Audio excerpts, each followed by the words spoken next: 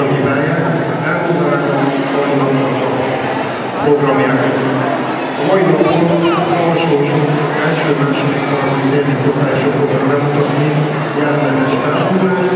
Először minden osztály csoportosan egy élőképpen készül, utána lesz egy kis szünet, amikor a gyerekek bemennek, lesz majd egy publicitációs produkció, utána meg egyenként majd még fellépnek a gyerekek körbe egyénileg is.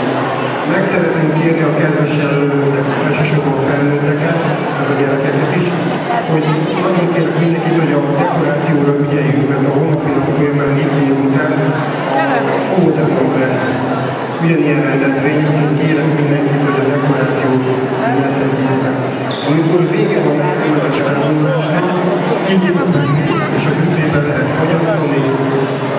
Ki van a felvonulásnak az árat, mindenkit szeretettel látunk. Hol lehet ezt a sorokban lehet vásárolni, kérem vásárolni valamit. Vége van a programnak, utána lesz a tombola sorsolása. És akkor szeretném megköszönni azokat a támogatókat, segítettek abban, hogy ez a rendezvény létrejön.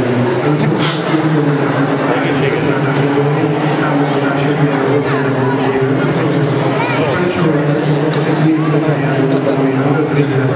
Récseki koncerttel, Piasztunk, Írai Szaküzlet, Ocsóai és társa, Adiker, Roman és társa, OTP Récsák, Flamingó Cukrászda, Zemény és társa, Nészi Flamó, Zulu Café, Mencel Judit vállalkozó, Ráker, az Albán Récseki Pékséget, és külön közvetet szeretnék még mondani az összes támogató szülőnek, rokonnak, aki név nélkül is hozzájárul.